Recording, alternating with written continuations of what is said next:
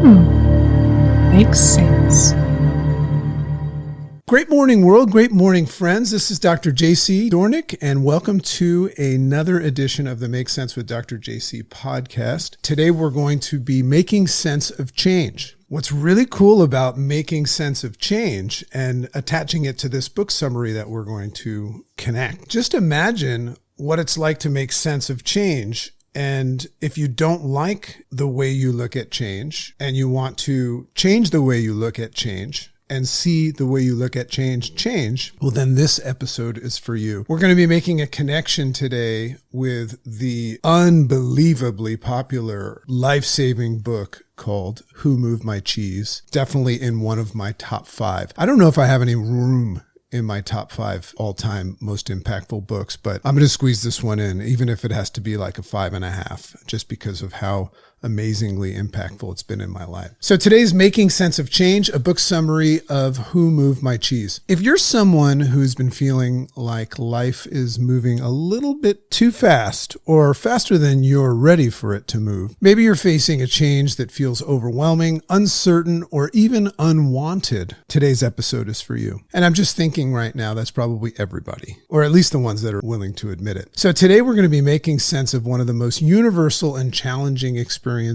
in the human experience and journey, and that would be change. To help guide the conversation, I'm going to be unpacking some delicious takeaways from one of the most well-loved and deceptively simple books on this topic, and that is Who Moved My Cheese by Dr. Spencer Johnson. Stick around because I'm also going to show you how this powerful little story and parable aligns perfectly with our 4-step interface response system. The interface response system is a system that will help you change the way you look at things so that the things that you look at change. So we're going to take this book, Who Moved My Cheese, and make a connection and integrate it into the interface response system to help you actually execute on the lessons that you're going to learn from this book. Now, what I want to say about this book is it's one of the easiest books you'll ever read. I'm a speed reader and I read a lot of books, but this is like a half-day read. I'm going to show you how it can help you do more than just survive and navigate change. I think a lot of people are trying to just navigate and survive change. It's going to also help you move through with more awareness, agency, and peace. If that sounds good to you, stick around and let's dive in. So I just want to take this moment and welcome everybody to the Make Sense with Dr. JC podcast. This podcast covers topics that expand human consciousness and performance. On the Make Sense podcast, we acknowledge that it's who you are that determines how well what you do works,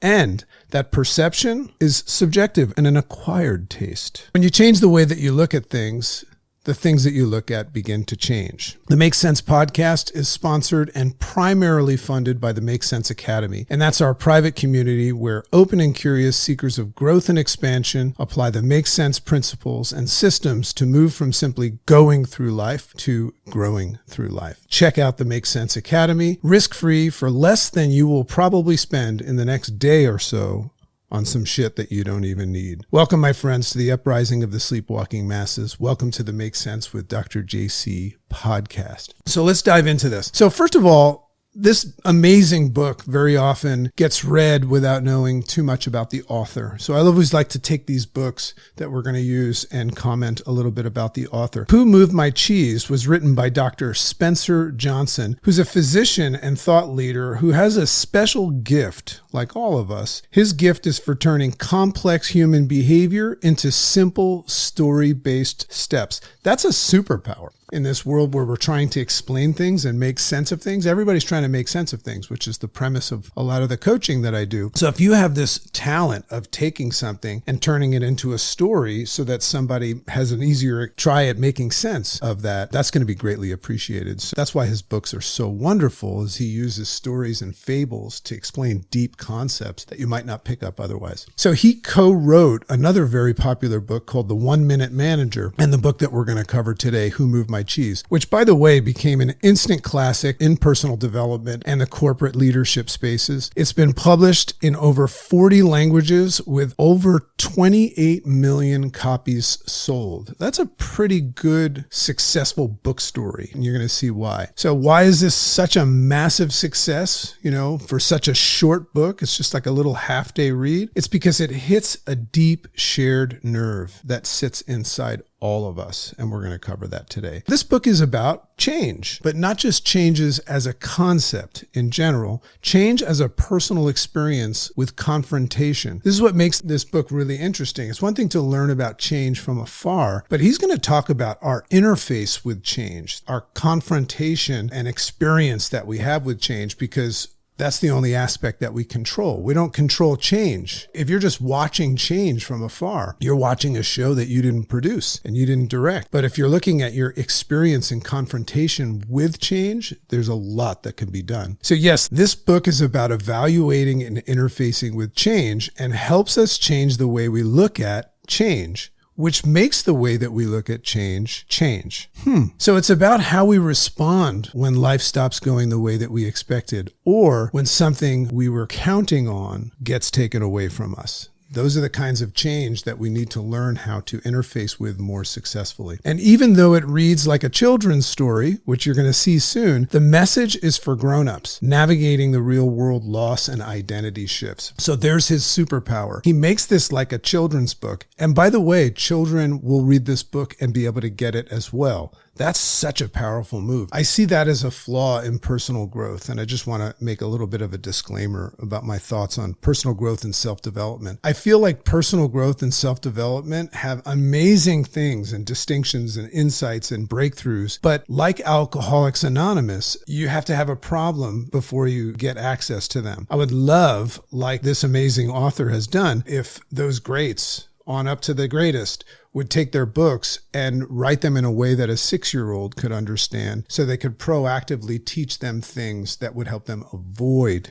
the problems that people have when they end up seeking personal growth and self-development. This book is about change, but it's done in a way that children can understand, but it's made for adults. And even though it reads like that children's story, you're going to see. In short, it's a parable that takes place in a maze. So obviously in the book, the maze is representing our lives, the maze of our lives. And in that maze exists 4 characters. This is the fun part when you look at the characters, because they all represent different ways that we look at things and respond. So character 1, his name is Sniff. Sniff is somebody that sniffs out and senses change early. They see it on the horizon. And then the other character is Scurry. Scurry is someone who races into action. So the idea as I go through these characters and we go a little bit deeper into it is you want to try to identify which character you are at this time. Because I identify that I have the ability to be all of these characters, but one of them is predominant. So try to figure that out. So Sniff senses change early. Scurry races into action. Hem denies and resists change. Oof,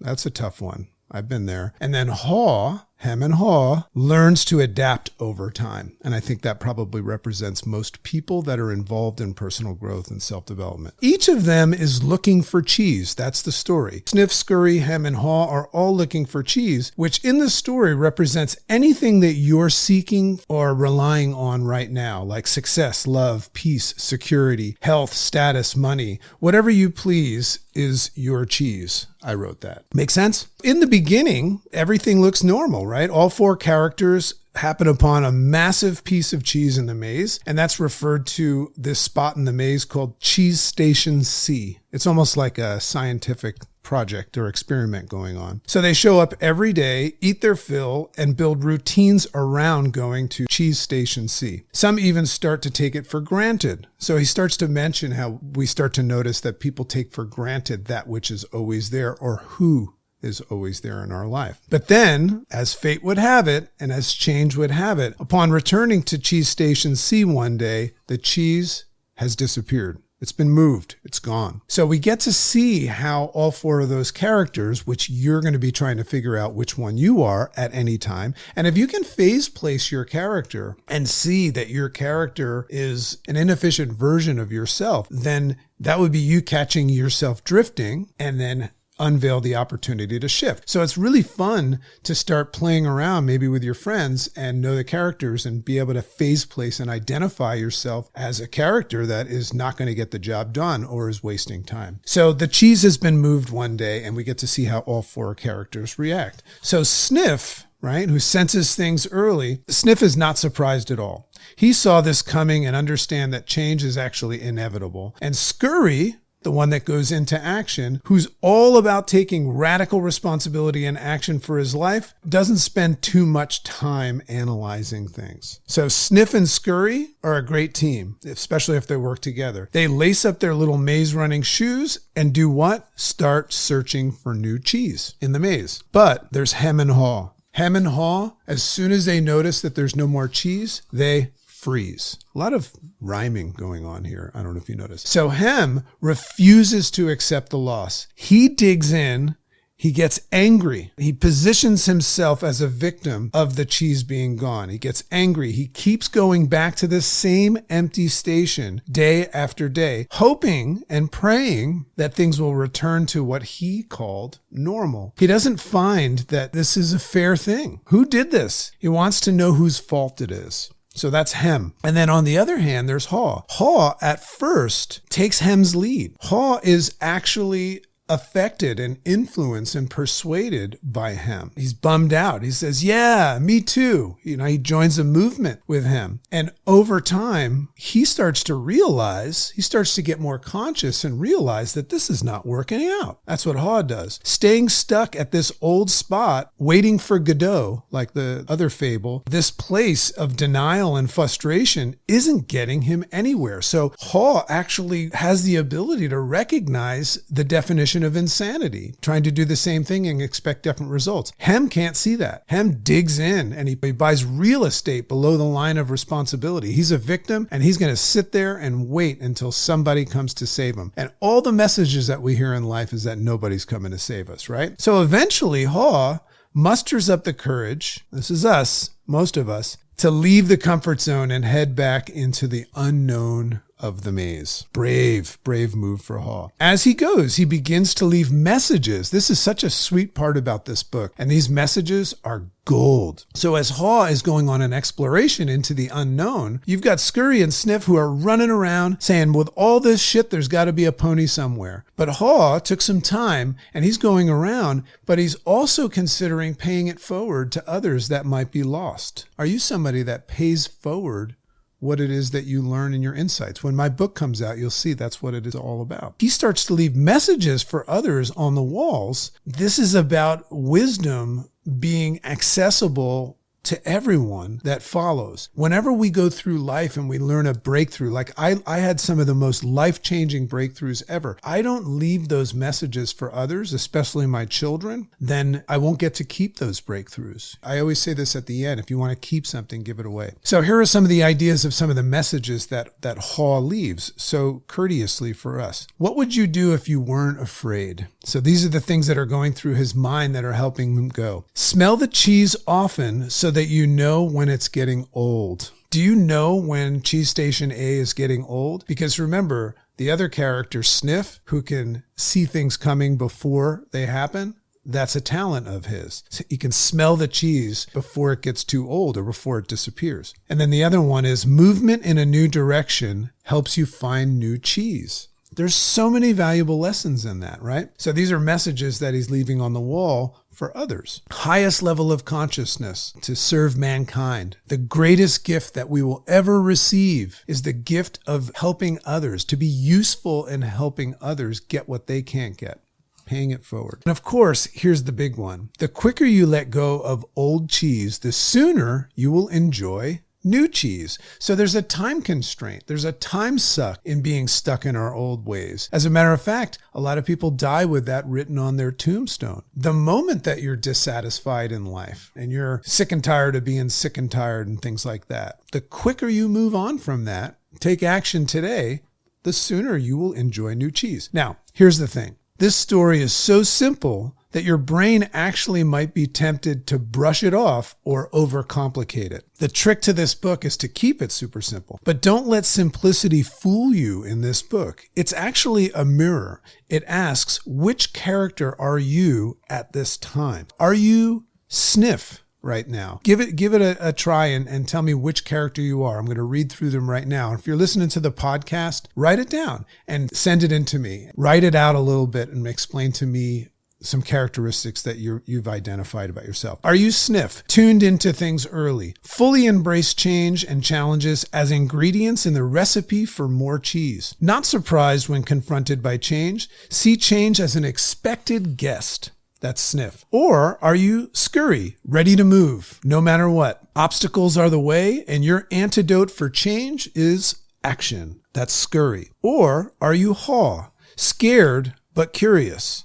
Easily influenced, but not insane, not looking to stop and do nothing, not insane. Sooner or later, you're going to go. Or are you poor old Hem, holding on for dear life to what's already gone and spending eternity in that dark space? Now, what I'll tell you is no matter which one you are, the goal would be to be able to identify if you're Sniff, Scurry, Hem, or Haw. And the reason why is only then would you be able to make a conscious decision if it's serving you or not. You'll also be able to see that you're a little bit of all of them, but one of them is predominant. Here's where I bring in the interface response system, and that's my 4-step system. The interface response system, as a reminder, is a 4-phase framework that I developed to help people respond to life more consciously. Our brains run 95% of the time subconsciously, unconsciously, on autopilot. So the idea is to take that 5% conscious window and try to expand it. Very, very hard to do, right? Most of the decisions that we make in life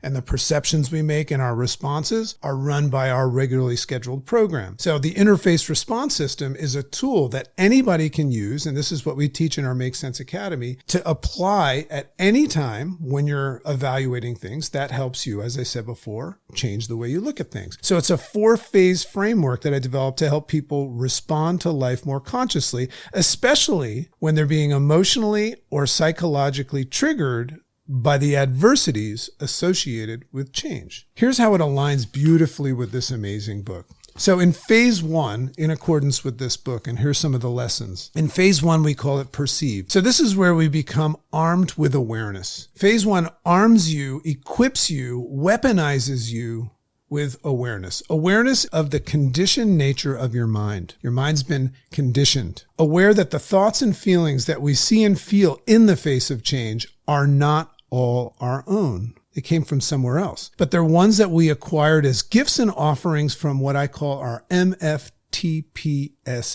which stands for our mother, father, teacher, preacher, society, and the paying forward of evolution. So this awareness validates the insertion of phase 2, which is what we call the pause. The idea of practicing cognitive distancing and pausing and thinking about something first, distancing yourself from the response, is a very, very hard thing to do if you don't understand and become armed with awareness of your conditioned mind, because that's what validates you saying, hey, maybe I should think about things first, considering what I'm thinking about right now came from mommy and daddy. So phase 2 is pause. So instead of reacting to what's being lost or spiraling into fear, you pause using the Make Sense coaching technique that we call and that is HMMM, a sound that prompts us into the space that distances us between the stimulus and our response, our programmed automatic response. It stands for, the HMMM, it stands for haven't made up my mind. Why do we have to make up our mind so fast? See, that's one of the things that we want to do with our conditioned mind, is not trust it right away, unless we have to jump out of it way of a speeding train or something like that, or somebody throws a rock at your head. You're allowed to think.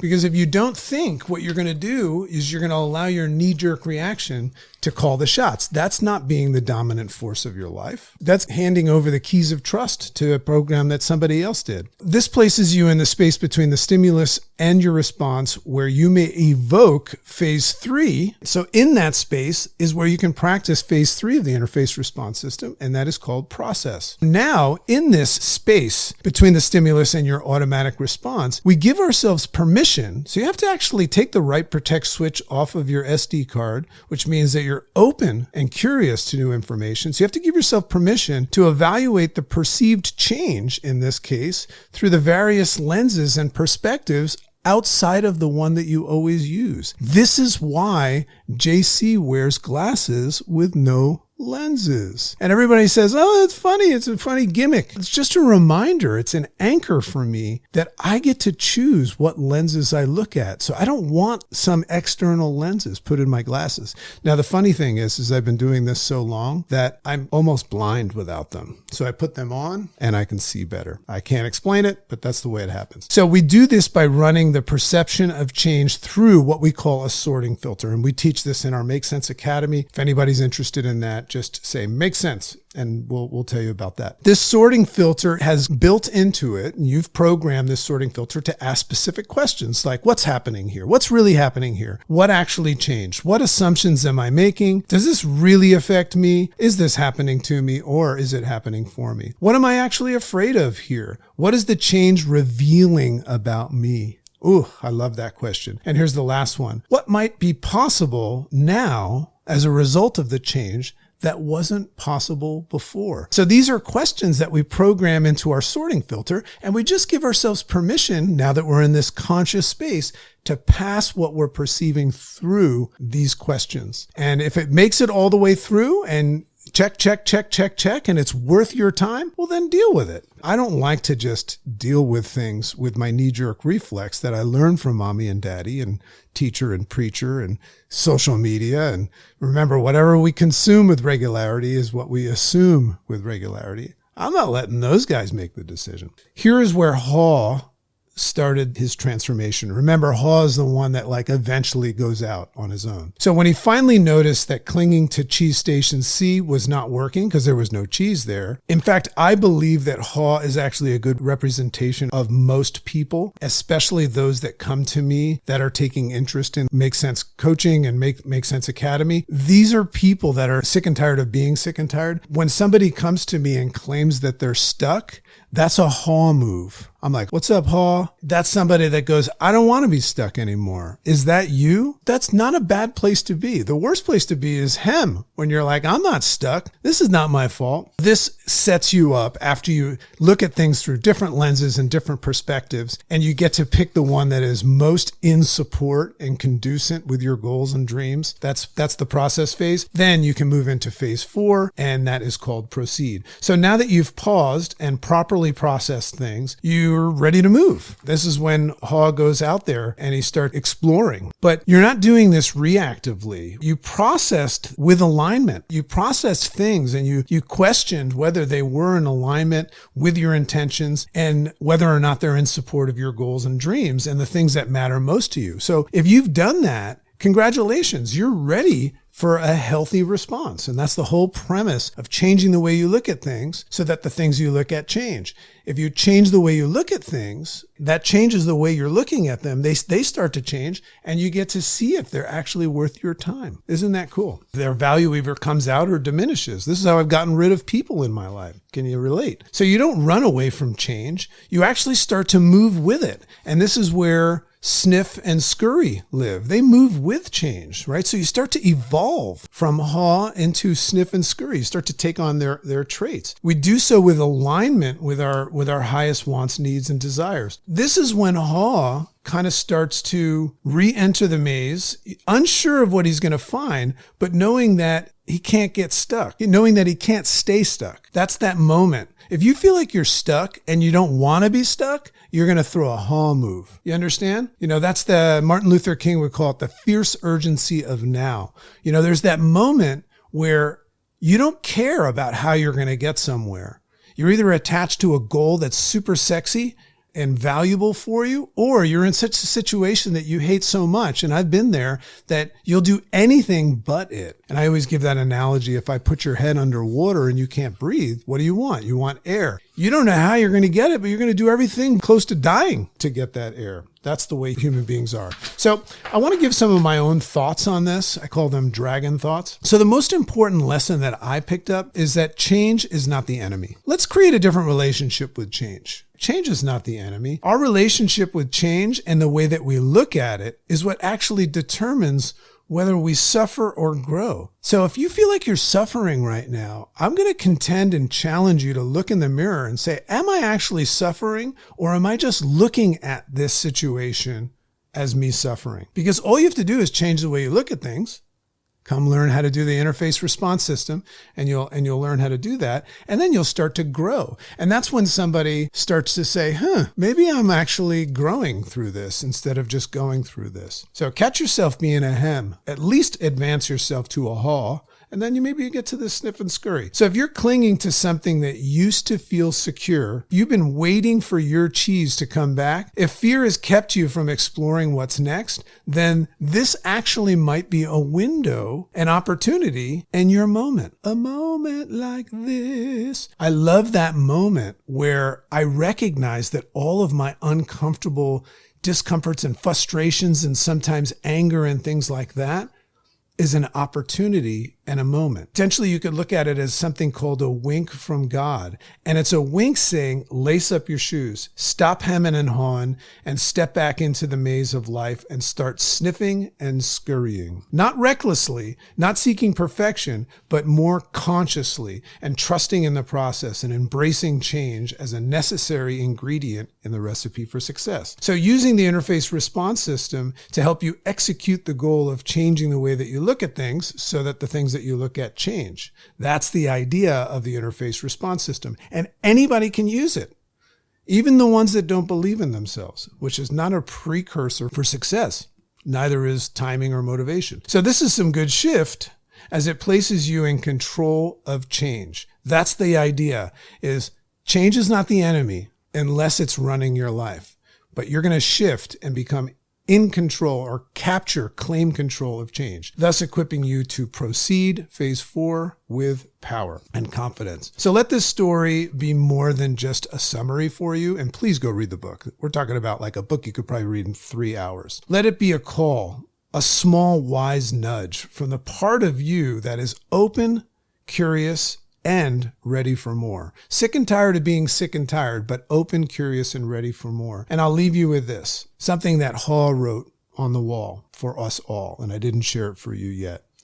He says this: old beliefs do not lead you to new cheese. Old beliefs do not lead us to new cheese. So what beliefs are you willing to outgrow today? I want to thank everybody for listening to this episode of Make Sense with Dr. JC podcast. If it moved you like it moved me, this book saved my life at a very, very tough time. Somebody handed this book to me. I suggest you go buy it. All of the resources will be in the notes. Go buy this book, read it, and then give it to somebody else. I don't have my book because I've given it away.